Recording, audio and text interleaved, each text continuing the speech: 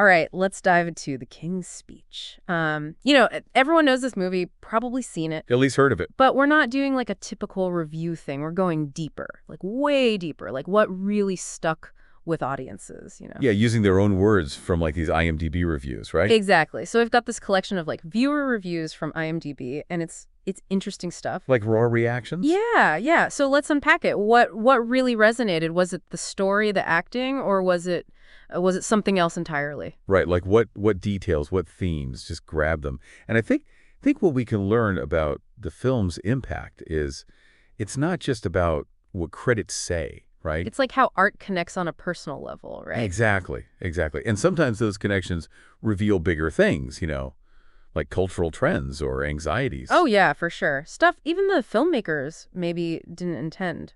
Totally. Okay, so let's jump in. One thing that jumps out is Colin Firth's performance as King George VI. Reviewers are calling it Oscar-worthy. Oh, yeah, consistently. Career-defining, even. But they go deeper than that, right? It's not just like he did a good job. Yeah. They talk about his ability to convey the king's inner turmoil. And almost entirely through the stammer, right? Right. Like, you really see it. Like, it's fascinating the way Firth uses, like, subtle facial expressions. Yeah. The way his gaze just drops, the tension in his jaw. Uh-huh. You feel the weight of each unspoken word. Yeah, it's really amazing. It's like he's making us feel that struggle to speak. It's a masterclass in nonverbal acting. It is. And it makes you realize that silence, it could be just as powerful as speech. Yeah, maybe even more so in this case. I think so, yeah. And we, the audience, we're practically holding our breath with them. Totally. Waiting for those words. Yes. And then when they do break free, sometimes like a torrent of frustration, it's electric. Oh, it's so powerful. Like that I'm a king outburst. Yeah.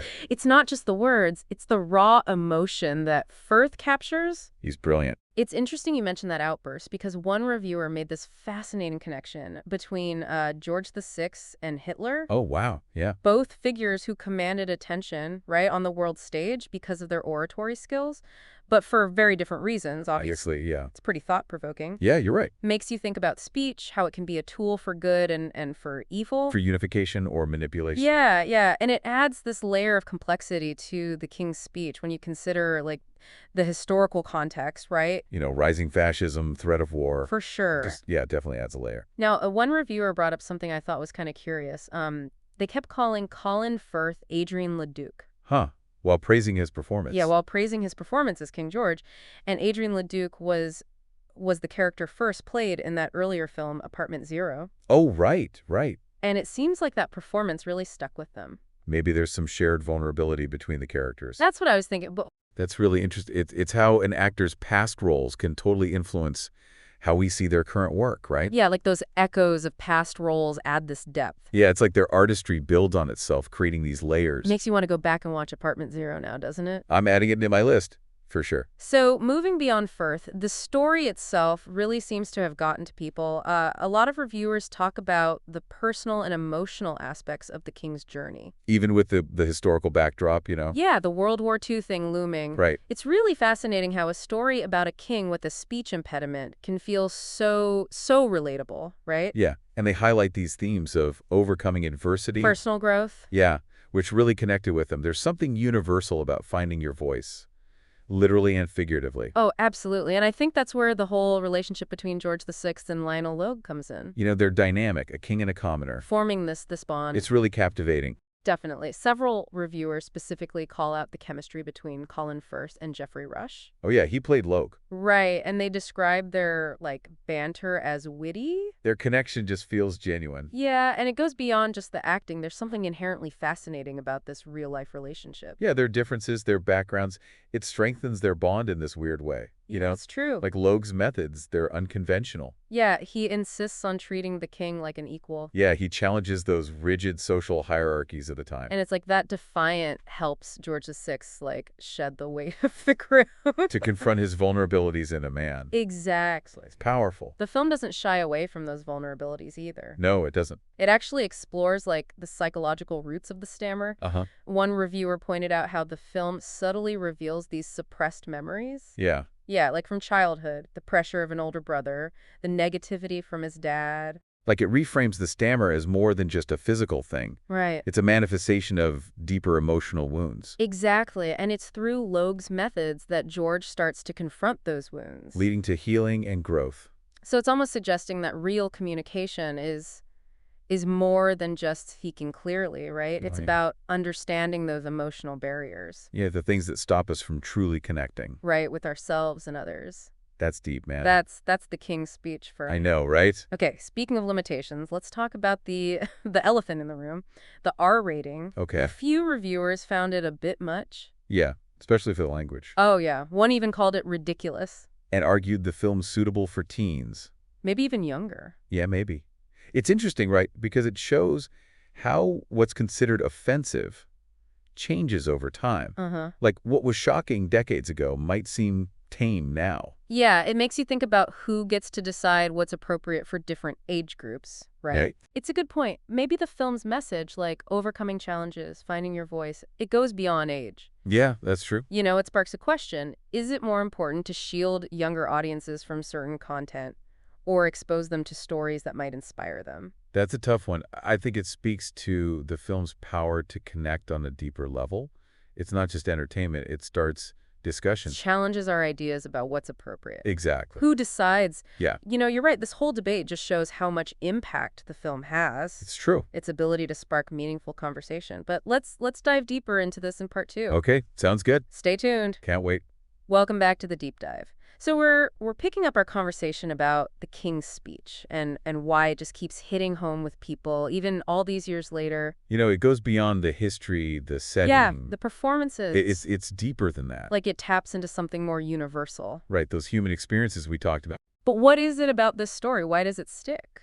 Well, one thing that pops up in the reviews, it's this message about finding your voice, Uh-huh. like literally and metaphorically. Okay. It's like we all have something to say, something to contribute, even if it takes time to overcome the obstacles. And I think that's what resonates with people because we all face obstacles, right? Absolutely. Whether it's a literal speech impediment, Or social anxiety, you know, fear of judgment, mhm, the King's Speech shows us we're not alone. we're not. And that's where the relationship between George VI and Lionel Logue is so important. Yeah.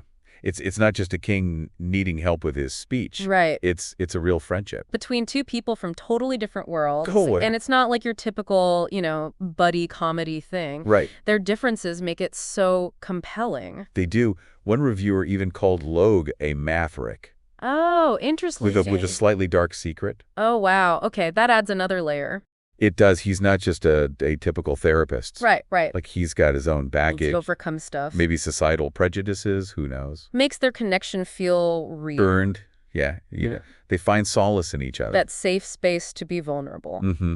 Like one reviewer said, the story's about the stuttering, but underneath it all are suppressed memories. Oh, yeah. From childhood, growing up in the shadow of a brother, negative reinforcement from a father. It's fascinating how they reveal those deeper struggles, right? Yeah, it's The stammer becomes more than just the physical thing. right. It represents those emotional wounds. Exactly, and it's through Logue's methods that George starts to heal. It challenges what we think about therapy. You know, like it's not just about the rules. Mhm. Sometimes it's about forging those human connections. So we can grow. Speaking of growth, another big thing that came up was the power of perseverance. Oh, yeah.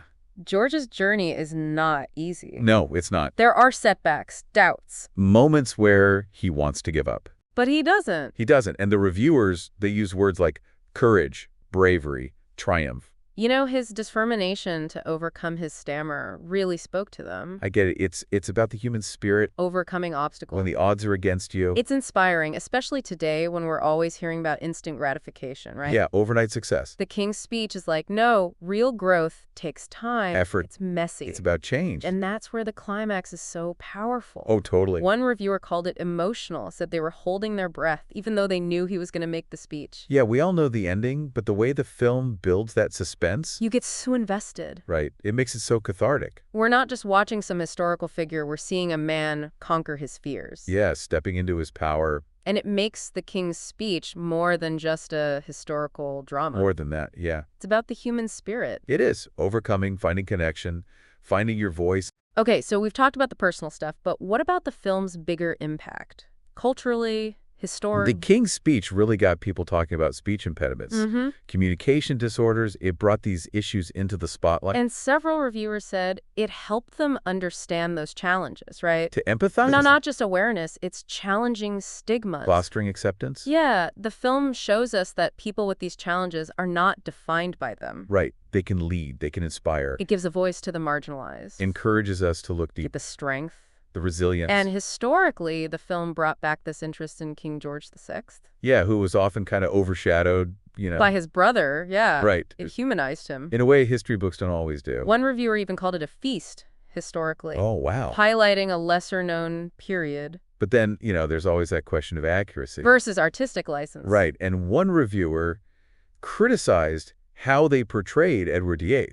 Oh, really? Yeah, saying it romanticized him and left out his Nazi sympathies. So how accurate should historical films be?